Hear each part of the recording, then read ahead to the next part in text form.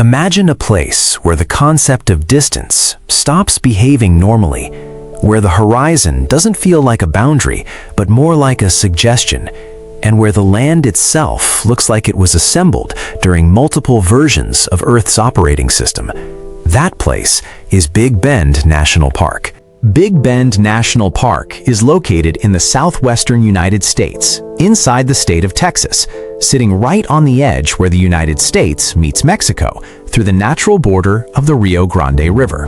It belongs to North America, but the moment you step into it, it stops behaving like any familiar part of that continent.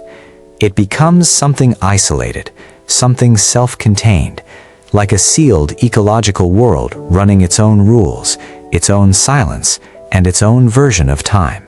The first thing that hits you about Big Bend is not what you see, it's what disappears. Noise disappears. Convenience disappears. Signal disappears. Even your sense of proximity starts to dissolve. What replaces all of that is scale. Massive, uncompromising scale. The kind of scale that doesn't ask you to understand it. It just exists and expects you to adjust. This park is not a curated experience.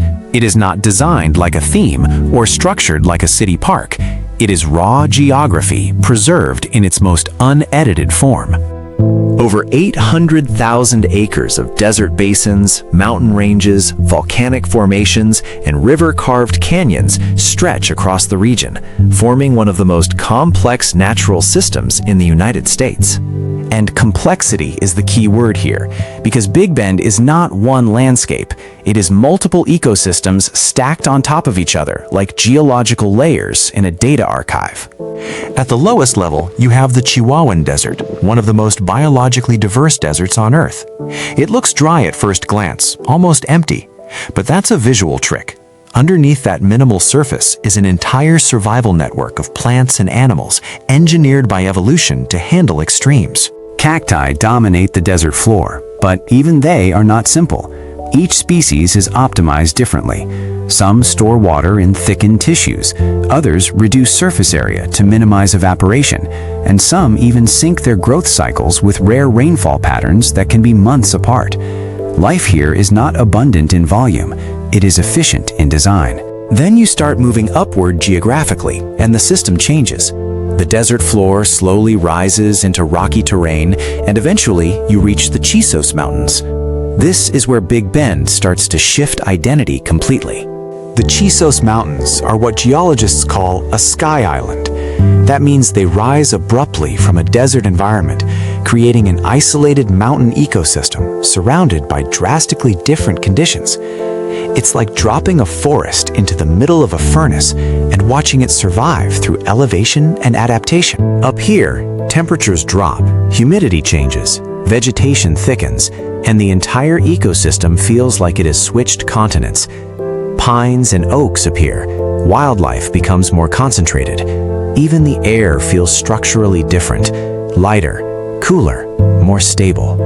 And yet, despite this shift, everything is still part of the same park, still part of the same system.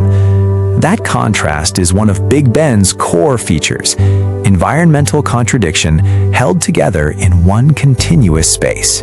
Now zoom out again, and you hit one of the most defining features of the entire region, the Rio Grande.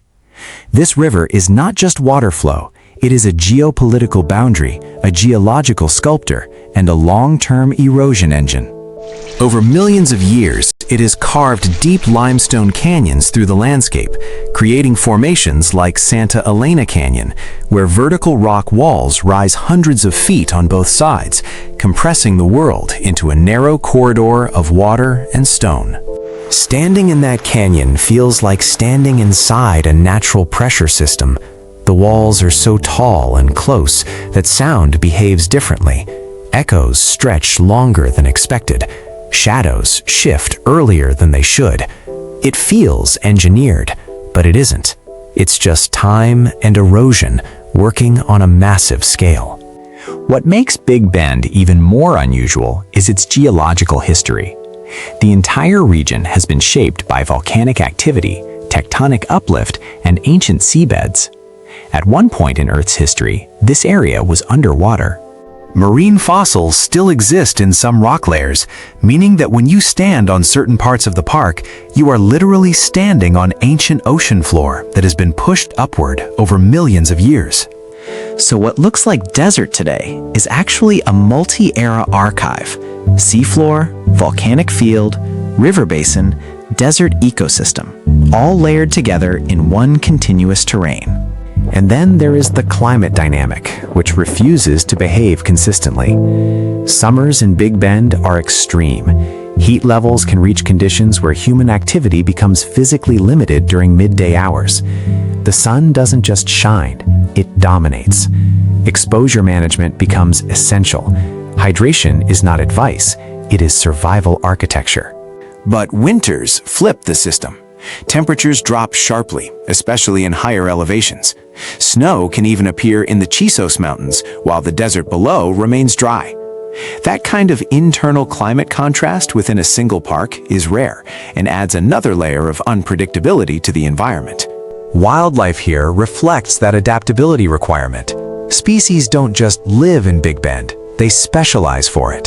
Javelinas roam the desert floor in groups, moving like coordinated units. Roadrunners sprint across open terrain with unexpected speed and precision. Black bears exist in the mountain regions, reclaiming territory that feels almost too harsh for their presence. And mountain lions move silently across the entire system, rarely seen but structurally embedded into the ecosystem. Bird migration routes also pass through this region, turning Big Bend into a temporary highway for species traveling between North and South America. That means at different times of the year, the park's population shifts dramatically depending on migration cycles. Even the vegetation responds strategically. Some plants only bloom after rare rainfall events, creating sudden bursts of color in an otherwise muted landscape. It's not constant beauty, it's conditional beauty. At this point, Big Bend starts to feel less like a park and more like a living system with multiple operating modes: desert mode, mountain mode, river mode, night mode.